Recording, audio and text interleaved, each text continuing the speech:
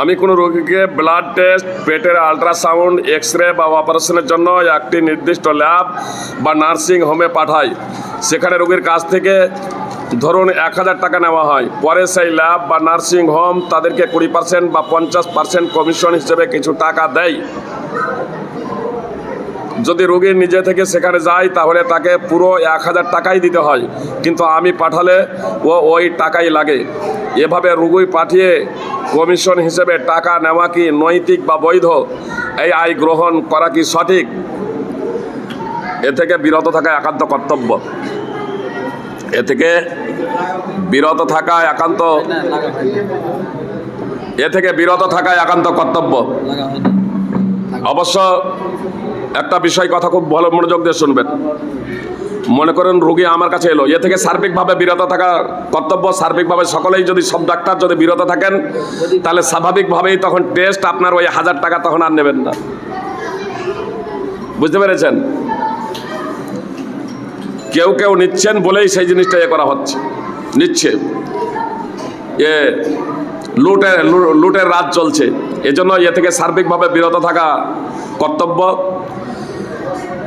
এবার যদি এ থেকে সার্বিকভাবে সব যদি বিরত না থাকে, বলবেন যে সব এরকম করছে, না হলে রোগী আসছে না।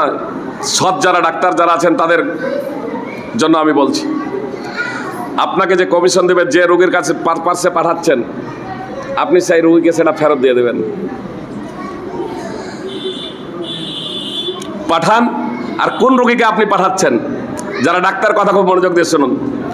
আপনি পাঠাবেন ল্যাবে, আপনাকে যেটা পার্সেন্টেজ দিবে, যে রোগীর পার্সেন্টেজ, সেই রোগীকে আপনি দিয়ে দেবেন। দেখবেন আপনার আরও তারা হিতাকাঙ্ক্ষী হয়ে যাবে, আপনার কাছে এই রোগীর আরও ভিড় জমবে। যে তার কারণ আপনি তাদেরকে টাকা দিচ্ছেন, যেটা আপনি ইচ্ছা করলে ভোগ করতে পারতেন, আল্লাহ তাআলার ভয়ে সেই টাকা আপনি দিচ্ছেন।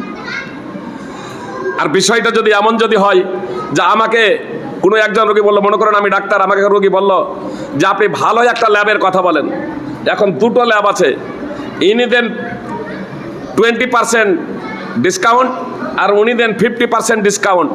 ইনার ল্যাবটা খুব ভালো। রুগী আমাকে বলছে ভালো জায়গায় পাঠাবেন, কিন্তু ইনি যেহেতু 20% দেন আর ইনি 50%, উনার ওখানে পাঠাচ্ছি যেহেতু উনি ডিসকাউন্টটা বেশি দিচ্ছেন, তো এটা তো নাজায়েজ এবং হারামেতে সন্দেহের কোনো অবকাশ নেই। এমন যদি হয়